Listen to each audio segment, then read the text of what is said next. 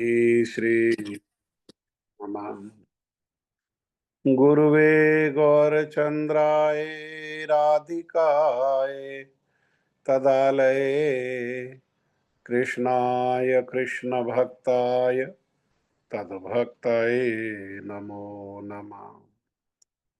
वाञ्छाकल्पतरुभ्यश्च कृपा सिन्धुभ्यैव च पतितानां पावनेभ्यो वैष्णवेभ्यो नमो नमः।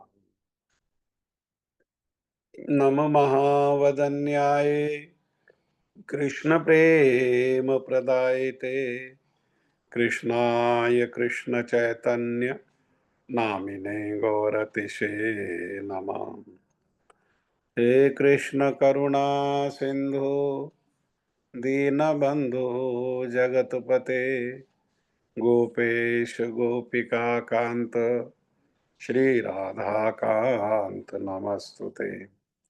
तप्त कांचन गौरांगी श्री राधे वृंदावनेश्वरी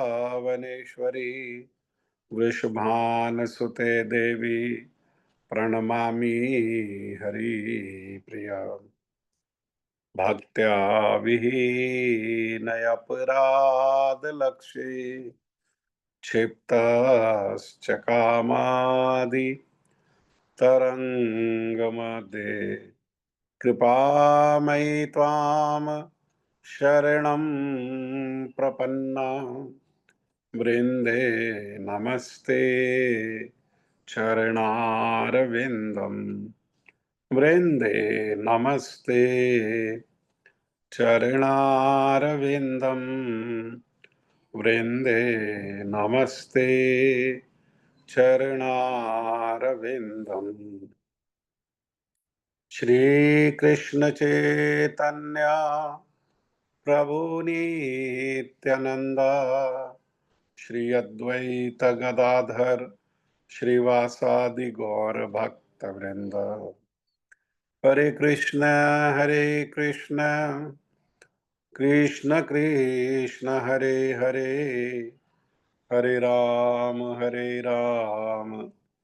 राम राम हरे हरे। मैं सबसे पहले मेरे गुरुपाद पद्म नित्य लीला प्रविष्ट ओम विष्णुपाद परमहंस परिव्राजकाचार्य अस्तोत्र शत युगाचार्य श्री श्रीमद भक्ति वेदांत शील नारायण गोस्वामी महाराज जी के अभय चरणारविंद में अनंत कोटि दंडवत प्रणाम करते हुए उनकी कृपा याचना करता हूँ। तदुपरांत नित्य लीला प्रविष्ट ओम विष्णुपाद स्तोत्र शत श्री श्रीमद भक्ति वेदांत स्वामी महाराज शील प्रभुपाद जी के चरण सरोज में अनंत कोटि दंडवत प्रणाम। रूप अनुग गुरु परंपरा के चरणों में अनंत कोटि दंडवत प्रणाम। कथा के श्रोता वृंद वैष्णव वैष्णवी माता भाई बहन प्रभु आप सभी का हार्दिक अभिवादन और आप सभी को मेरा यथा योग्य प्रणाम। श्रीमद् भगवद गीता यथारूप अध्याय 3 कर्म योग श्लोक संख्या 10 को हमें दोबारा करना होगा। पिछली बार कुछ रिकॉर्डिंग में समस्या हो गई थी। श्लोक संख्या 10 में भगवान श्री कृष्ण अर्जुन को उपदेश दे रहे हैं और अर्जुन को उपदेश दे करके हम लोगों को वो बता रहे हैं। तो कह रहे श्री भगवान उवाच सहयज्ञा प्रजा सृष्ट्वा पुरो उवाच प्रजापति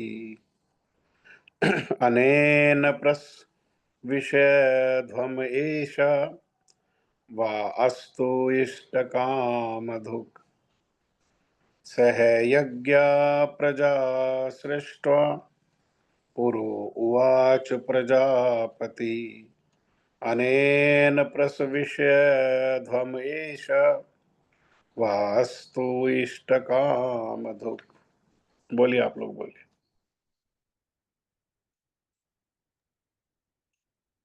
श्री कृष्ण प्रभु जी, दंड प्रणाम। हरे कृष्ण।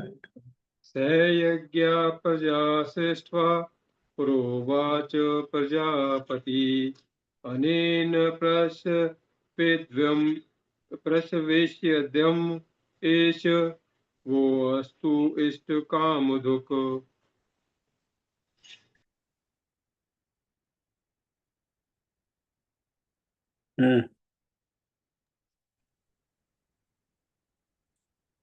सह यज्ञा प्रजा सृष्ट्वा पुरोवाचो प्रजापति अनेनो प्रसदिष्यत्वमेष वो अशिष्ट कामधुक्।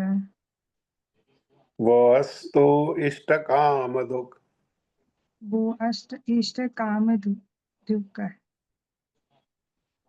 हरे कृष्ण प्रभु जी, हरे कृष्ण। हरे कृष्ण। सह यज्ञः प्रजा सृष्ट्वा पुरोवाच प्रजापतिः अनेन प्रसविष्यध्वम् एष वोस्त्विष्टकामधुक्। कृष्ण। और कौन बोलेगा?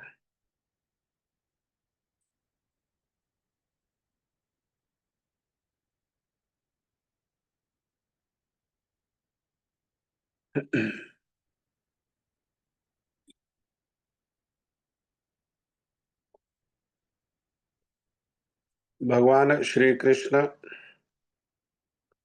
कह रहे हैं कि सृष्टि के प्रारंभ में समस्त प्राणियों के स्वामी प्रजापति, जिन्होंने प्रजा को आगे बढ़ाया, प्रजा की सृष्टि करी,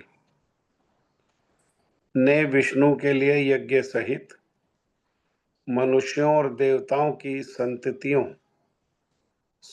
मतलब संतान को रचा और उनसे कहा, तुम इस यज्ञ से सुखी रहो, क्योंकि इसके करने से तुम्हें सुखपूर्वक रहने और मुक्ति प्राप्त करने के लिए समस्त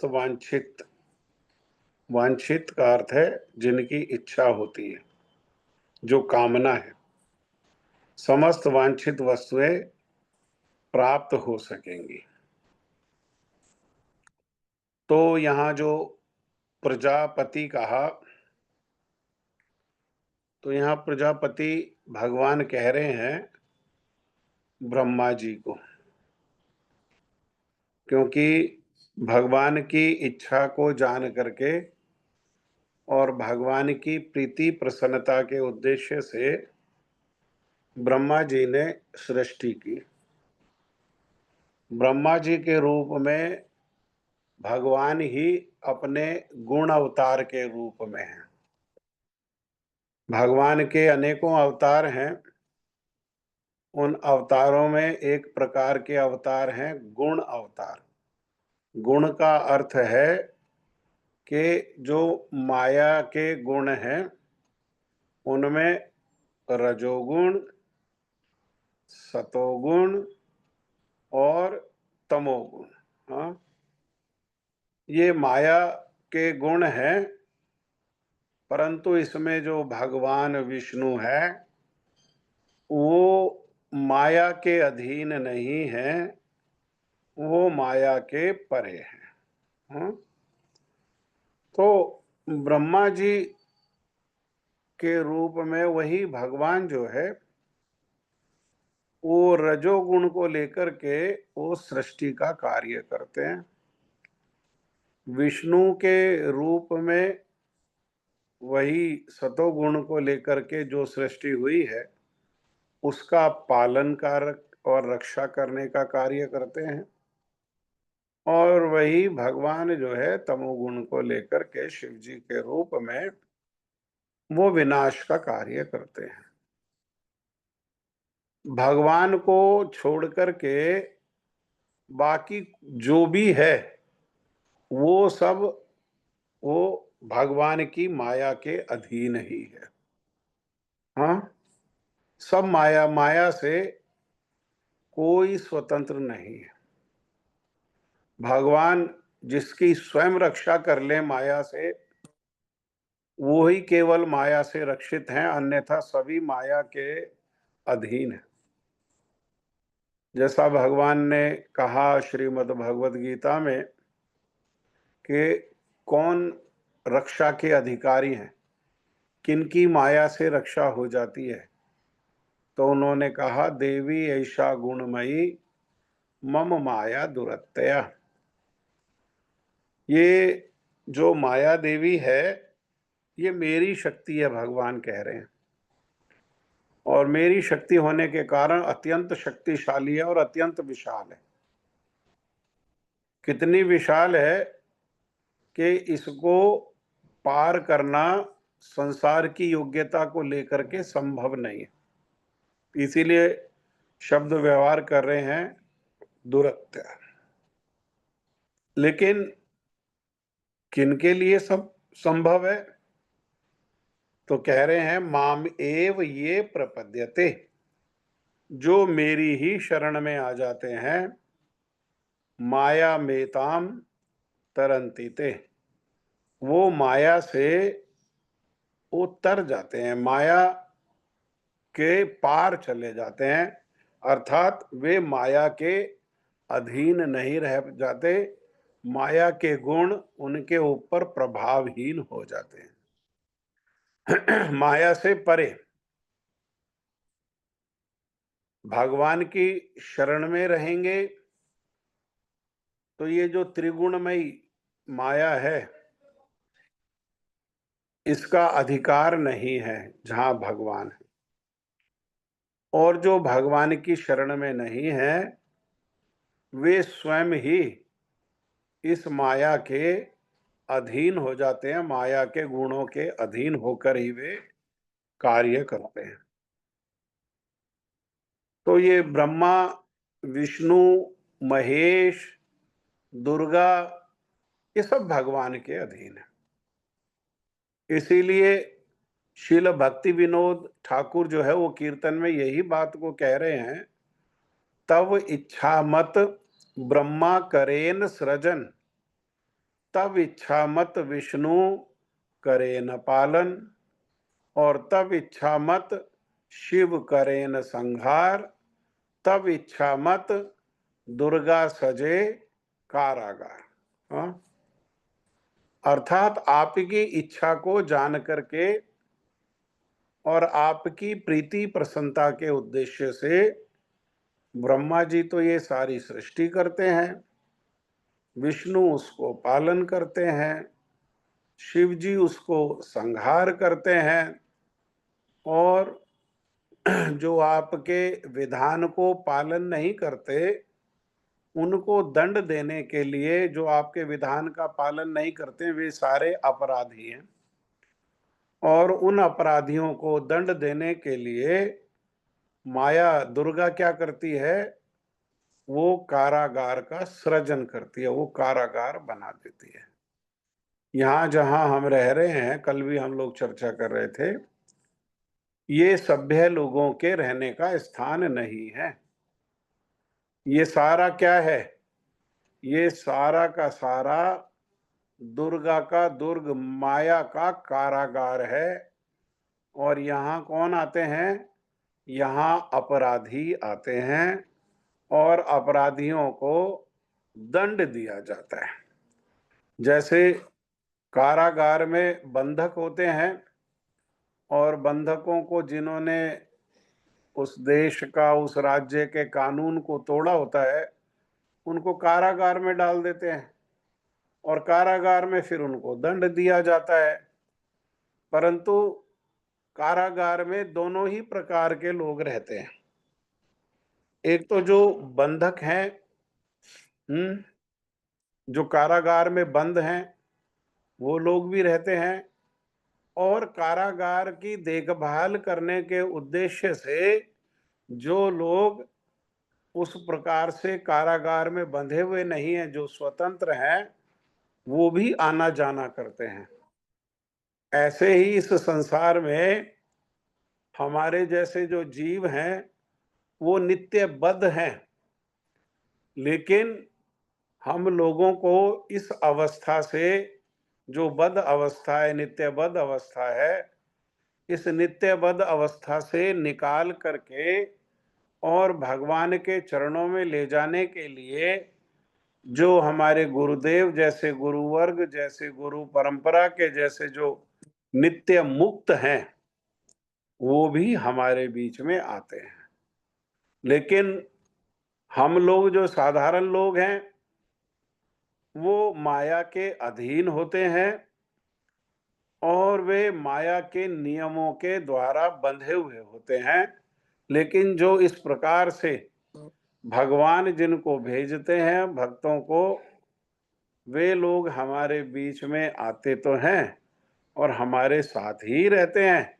जैसे कारागार में जेलर और कैदी एक साथ ही होते हैं, परंतु होते हुए भी कैदी जो है वो जेल में बंद है और जो जेलर है वो मुक्त है। वो अपनी इच्छा से जेल में आ भी सकता है और अपनी इच्छा से जेल के बाहर जा भी सकता है। कैदियों को ऐसी जो है स्वतंत्रता नहीं है।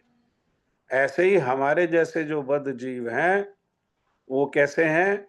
वो उन कैदियों की तरह हैं जो नित्य बद्ध हैं, जो नित्य बंधे हुए हैं।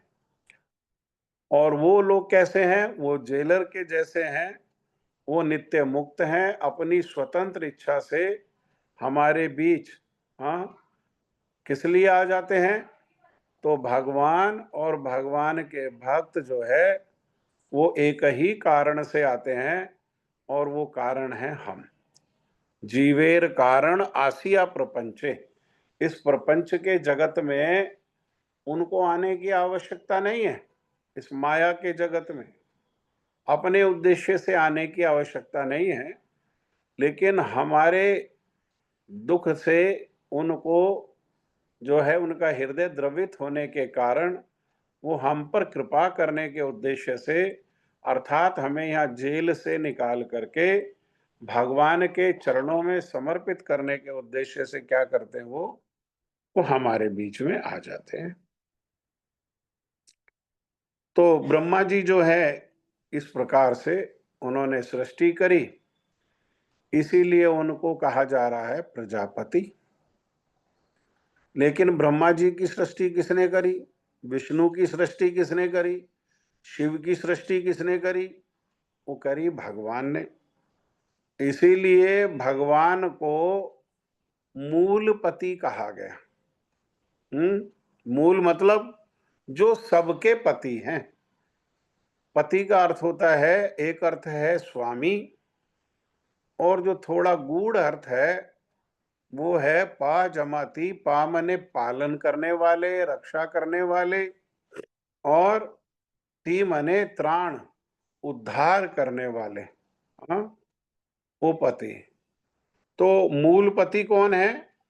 मूल पति जो है वो भगवान ही है। इसीलिए श्रील सुखदेव गोस्वामी पाद जी श्रीमद् भागवतम के दूसरे स्कंद के चौथे अध्याय के 20वें श्लोक में यही बात को कह रहे हैं। श्रेय पतिर यज्ञ पति। श्रेय मने सुंदरता के पति, यज्ञ के पति, प्रजापति प्रजा के पति, ध्यामपति लोकपति, धरापति। धरा मने ये भूमि, इस भूमि के पति, लोक के पति, और इन लोकों के अलावा जो भी सृष्टि है उस सब के पति। पतिर गतिश्च, गति मने लक्ष्य। वो ही पति जो है वो लक्ष्य है। अंधका वृष्णि सात्वताम प्रसीदताम में भगवान सताम पति। भगवान हमेशा ही नित्य ही सबके क्या हैं? वो पति हैं। तो इसीलिए क्या किया? ब्रह्मा जी ने यज्ञों की सृष्टि करी। किसके उद्देश्य से? देवताओं के उद्देश्य से। देवताओं के लिए मनुष्य क्या करें? मनुष्य देवताओं के लिए यज्ञ करें। यज्ञ से उनको शक्ति प्राप्त होगी और यज्ञ से जो है वे प्रसन्न होंगे, और वे प्रसन्न होकर के वे देवताओं को अधिकार प्राप्त है भगवान के द्वारा हम मनुष्य के आवश्यकताओं की जो वस्तुएं हैं उनको प्रदान कराना। ये देवताओं की सेवा है, भगवान ने सेवा दी हुई है।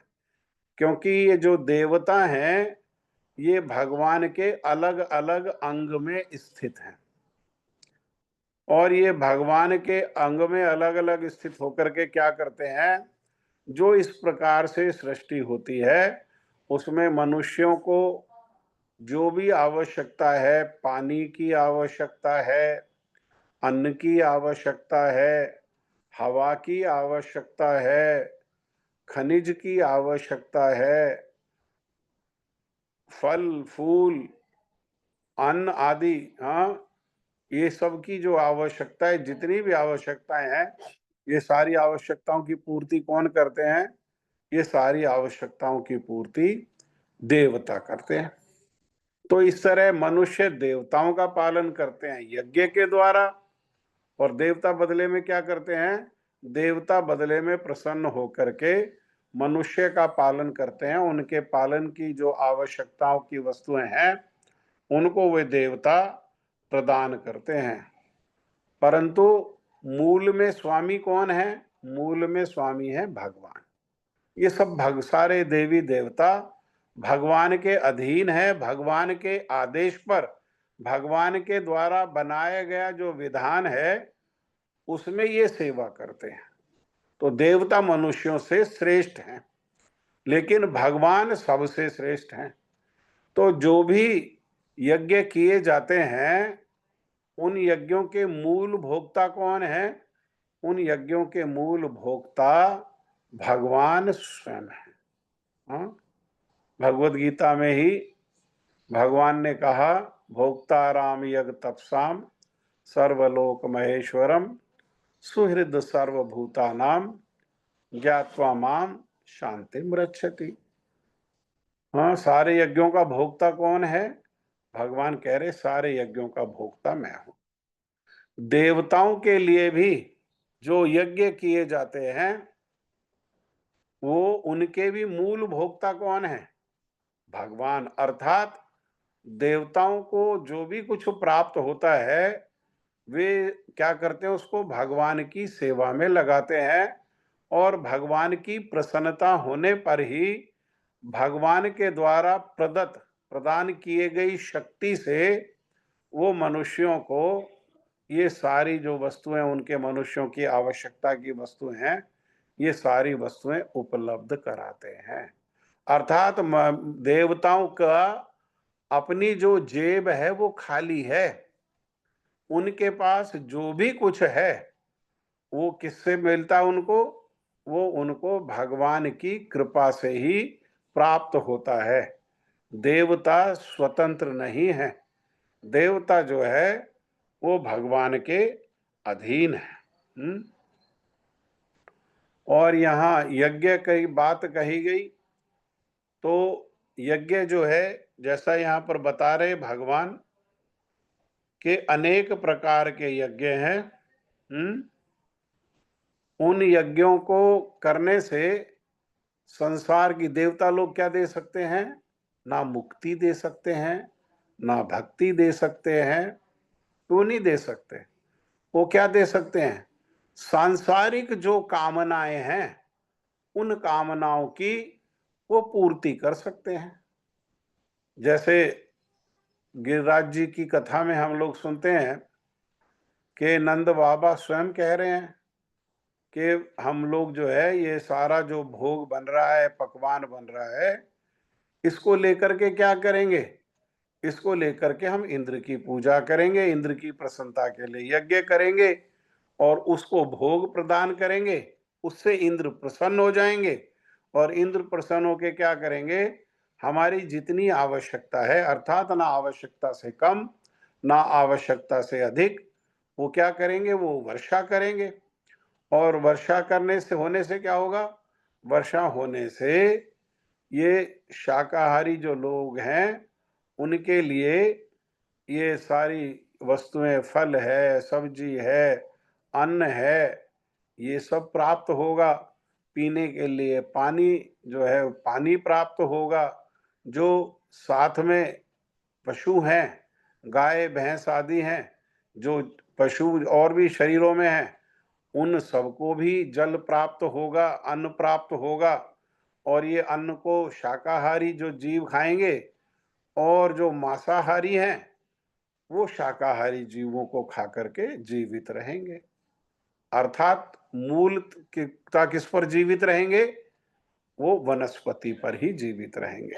हाँ, तो इस प्रकार से ये नियम बनाया हुआ है। लेकिन यज्ञ के लिए भगवान श्री कृष्ण ने स्वयं भगवत गीता में कहा कि यज्ञानाम जपो यज्ञ अस्मि। जितने भी प्रकार के जो यज्ञ है उसमें जो जप यज्ञ है अर्थात जो संकीर्तन है वो कौन है? वो भगवान कह रहे वो मैं हूं। अर्थात जो ये जितने भी प्रकार के यज्ञ हैं उनमें जो संकीर्तन यज्ञ है वो श्रेष्ठतम है, सबसे श्रेष्ठ है। हरे कृष्ण कृष्ण कृष्ण हरे हरे, हरे राम राम राम हरे हरे। ये यज्ञ जैसे आहुति, यज्ञ में आहुति देते हैं तो साधारण यज्ञ में अग्नि में अलग अलग प्रकार की सामग्री को आहुति देते हैं। लेकिन यहाँ यज्ञ है तो यहाँ भी ये भी आहुति देना है। मुख से जो बोलते हैं भगवान का नाम, उस भगवान के नाम की आहुति कहाँ दी जाती है? ये जो कान है ये क्या है? ये वही यज्ञ कुंड है। इस यज्ञ कुंड में वो भगवान के जो सुंदर सुंदर नाम है उनके नाम को जप कीर्तन के द्वारा ये आहुति दी जाती है। ये यज्ञ है। और ये जो संकीर्तन है, इस संकीर्तन को विशेषकर ये कलयुग में बहुत शक्तिशाली है।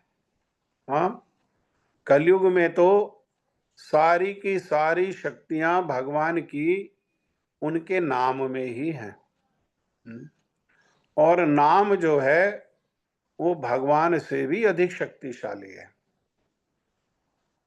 और ये जो नाम संकीर्तन है इसको कलयुग के जीवों पर कृपा करने के उद्देश्य से भगवान श्री राधा कृष्ण युगल मिलित तनु जो श्रीमन चैतन्य महाप्रभु है वो इस नाम संकीर्तन को यहाँ पर लेकर के आए, इस संसार में लेकर के आए। वो भगवान हैं ये कैसे कह सकते हैं? चैतन्य महाप्रभु भगवान हैं ये कैसे कह सकते हैं? तो बिल्कुल प्रारंभ में ही श्रीमद् भागवतम का जब रचना हुई तो श्रीमद् भागवतम के 11वें स्कंद का जो 5वां अध्याय है उसमें जो 32वां श्लोक है उसमें दो बातें बता दी गई। दो बातें क्या बताई? कि ये जो श्रीमन कृष्ण कलयुग में श्रीमन चैतन्य महाप्रभु के रूप में आएंगे, एक भक्त के रूप में आएंगे। और क्या करेंगे? वो अपने पार्षदों के साथ में आएंगे और उनका जो कलयुग में जो शस्त्र होगा, अस्त्र जिसे फेंक करके मारते हैं, शस्त्र जिसे हाथ में लेकर के चलाते हैं, पकड़ करके चलाते हैं। तो और युग में आते हैं तो अपने साथ अलग शस्त्र लेकर के आते हैं। शंख है, चक्र है, गदा है, पद्म है। लेकिन कलयुग में उनका शस्त्र क्या होगा? कलयुग में उनका शस्त्र होगा भगवान का नाम। और उस भगवान के नाम को वो संसार को प्रदान करेंगे, सब पर कृपा करके सबको प्रदान करेंगे। लेकिन उन नाम को जप और कीर्तन करेंगे कौन? सब नहीं करेंगे, सब उस नाम को ग्रहण नहीं करेंगे। उस नाम को जो यज्ञ रूप में जप और कीर्तन करेंगे वे लोग ही होंगे बुद्धिमान। उसके श्लोक में कहा कृष्ण वर्णम त्रिशा कृष्णा सांगोपांगास्त्र पार्षदम यज्ञे संकीर्तन प्राय यजंती ही सुमेधसा। वो कृष्ण है, मूल में कृष्ण ही है स्वयं, लेकिन उनकी अंग कांति कृष्ण के जैसी नहीं है। अंग कांति किसके जैसी है? श्रीमन चैतन्य महाप्रभु हैं तो कृष्ण, लेकिन अंग कांति वो श्रीमती राधा रानी की जैसी है। और अपने साथ अंग उपांग पार्षद आदि लेकर के आएंगे। हाँ, अंग मने भगवान ही जो स्वयं है, भगवान के जो अंश है सीधा, जैसे बलराम जी हैं, गदाधर नित्यानंद प्रभु हैं, गदाधर पंडित है। उपांग कौन है? ये श्रीवास, क्योंकि वे कौन है? वे जीव तत्व है। जीव तत्व जो है भगवान की शक्ति का परिणाम है, और वो और ये सारे उनके पार्षद हैं। और ये आकर के क्या प्रदान करेंगे? यज्ञ प्रदान करेंगे। कौन सा यज्ञ प्रदान करेंगे? तो संकीर्तन यज्ञ प्रदान करेंगे। लेकिन उस संकीर्तन यज्ञ को कौन यजंती, यज्ञ करेगा कौन? तो कह रहे हैं सुमेधसा। अच्छी बुद्धि वाले इस कलयुग में जो लोग पर्याप्त बुद्धिमान हैं, इंटेलिजेंट हैं, वे भगवान की उनके पार्षदों सहित संकीर्तन यज्ञ द्वारा वो क्या करेंगे? वो पूजा करेंगे। क्यों? क्योंकि वेदों में जो और ब्रह्मा जी ने और जो यज्ञ बताए हैं, उन यज्ञों को इस कलयुग में कर पाना जो है वो संभव नहीं है। कारण क्या है? कारण है कि कलयुग में अनेकों प्रकार के दोष हो जाते हैं। उन दोषों के कारण इन यज्ञों को कर पाना संभव नहीं है। यज्ञ के लिए कोई भी सामग्री जो है उसमें शुद्धता नहीं है, उसमें दोष है, कलेर दोष, निधे राजन। हाँ, दूध है, दूध में दोष है। हाँ, और दूसरा जो मंत्र है, मंत्र का शुद्ध रूप में उच्चारण करने वाले भी नहीं है। वो मंत्रों के उच्चारण में भी क्या है? मंत्रों के उच्चारण में भी दोष है। और जो अग्नि है वो अग्नि भी शुद्ध नहीं है, क्योंकि और युगों में जब यज्ञ होता है तो मंत्रों के द्वारा अग्नि को प्रज्वलित कर दिया जाता है। अग्नि के मंत्र हैं, उन मंत्रों के द्वारा अग्नि प्रज्वलित हो जाती है। लेकिन कलयुग में इस प्रकार से संभव नहीं है। कलयुग में तो माचिस का, मोमबत्ती का, देसी घी का, इन सब चीजों का आश्रय लेना पड़ता है, कपूर का आश्रय लेना पड़ता है। तो इसलिए कलयुग में और जो यज्ञ हैं वो जिद करके कर तो लेते हैं, लोग कर ही रहे हैं, लेकिन वो यज्ञ जो है वो फल प्रदान करने वाले नहीं। उन यज्ञों में दोष है। एक ही यज्ञ सुगम है। कौन सा यज्ञ सुगम है? वो है संकीर्तन यज्ञ। इसलिए क्या करें? इसीलिए सब लोग मिलकर के कलयुग में संकीर्तन यज्ञ को ही करना चाहिए। संकीर्तन यज्ञ सबसे शक्तिशाली है, और संकीर्तन यज्ञ जो है पूर्ण फल को प्रदान करने वाला है, और इतना शक्तिशाली है कि उस संकीर्तन यज्ञ को, अर्थात उस महामंत्र को जो आश्रय कर लेता है, महामंत्र रूपी रज्जू को पकड़ करके यहां से निकलते हुए और अनेक लोकों से होते हुए अंततः श्री राधा कृष्ण युगल के चरणों को प्राप्त कर सकता है। इतना शक्तिशाली है ये यज्ञ।